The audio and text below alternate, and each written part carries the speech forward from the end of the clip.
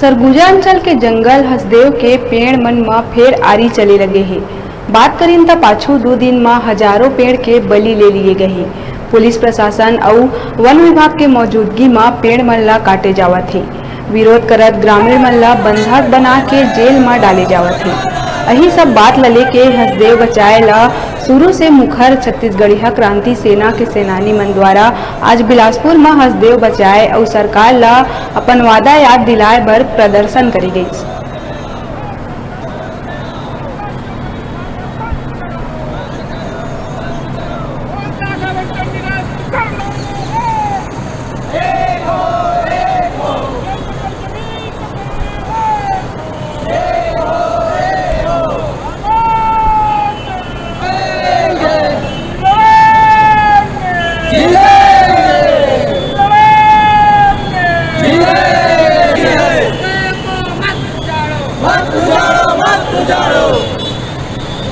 हसदेव बचाए बर आखिर कई संगठन और कई लोगन मन कई महीना ले खड़े हुए हैं रोड के लड़ाई लड़त है। उसके बावजूद भी हसदेव नहीं बचा थे। का कारण है? एकर कारण एक ही कह सकतन कि हम छत्तीसगढ़िया मन जब तक के एक नहीं होबो, एक रोड में जब तक के नहीं आबो तब तक के हसदेव नहीं बाँची। काबर कि हम अभी देखा था कि हसदेव में जिन भाई मन विरोध करते थे, वहाँ के मूल निवासी मन विरोध करते थे, वो मतलब बंदी बना लिए गए। बंदी बनाए के साथ साथ मतलब नज़र बंद कर दिए गए। और कुछ तो हमारे क्रांति सेना के आदमी जैसे कि अभी जिला अध्यक्ष नांदगांव के भाई ला उहला उठा लिए।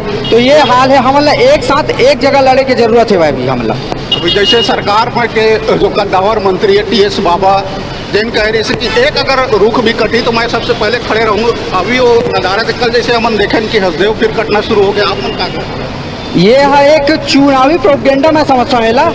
का है कि मन जीते बर वो टाइम का रही से क्रांति से ना लगातार विरोध करत रही से। हमार अमित भैया है वहीं से गिरफ्तारी दी से, तो क्रांति सेना ज़्यादा मत बढ़े ये कह के वहाँ से मतलब आश्वासन दे गई कि हाँ मन हसदेव नहीं काटो, हसदेव है कटी तो मैं गोली खा लूँ।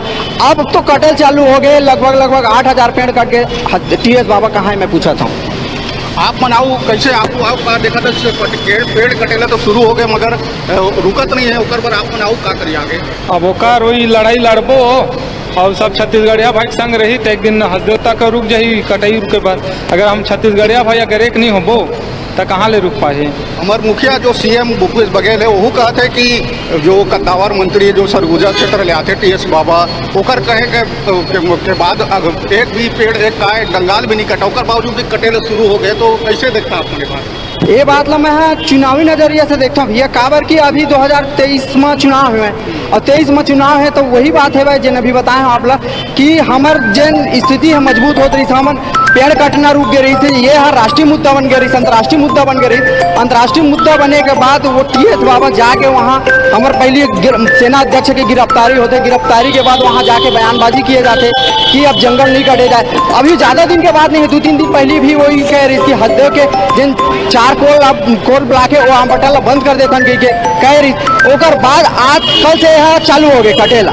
तो वही चीज़ मैं देखा था कि यह गलत है करके आगे आओ। हमारी यही रणनीति है कि अब हम आज तो शांतिपूर्ण ढंग से हम आंदोलन देवतन आओ, अगर आगे जरूरत रही तो एक साथ जुरियाबो, जुरियाए के बाद हसदेव तक के हम जाए कि वहाँ भी जाबो और लड़बो। जब तक के हम हसदेव नहीं बचाबो तब तक के लड़त रही। हसदेव को बचाने के लिए हम सब लोगों को, युवा लोगों को और पूरे आदिवासी अंचल के जो भी लोग हैं सबको जागरूक होना पड़ेगा, क्योंकि जागरूक तो है उनको तो अंदर कर दिया जा रहा है। नहीं ऐसा नहीं है, सरकार मनमानी कर रही है। यदि कोल ब्लॉक आवंटित कर रहे प्राइवेट या गवर्नमेंट के कोई भी है, पहली बात तो विश्व में पर्यावरण को पहले बचाना है। यदि पर्यावरण नहीं बचेगा, 2% भी यदि ग्लोबल वार्मिंग हो रहा है, 2% भी यदि डिग्री टेम्परेचर बढ़ता है, 2 डिग्री टेम्परेचर बढ़ता है इस पृथ्वी का, तो बहुत सारे नुकसान होगा। यहाँ भूखा आ जाएगा, भूकंप आ जाएगा या तूफान आएगा और बाढ़ आ जाएगा कहीं पे, और कुछ भी मतलब पर्यावरण अस्थिर हो जाएगा। तो पर्यावरण को यदि बचाना है तो हमको सबको जागरूक होना पड़ेगा। हर इंसान का कर्तव्य है कि वो अपने पर्यावरण को बचाए, और इसमें हमारा जो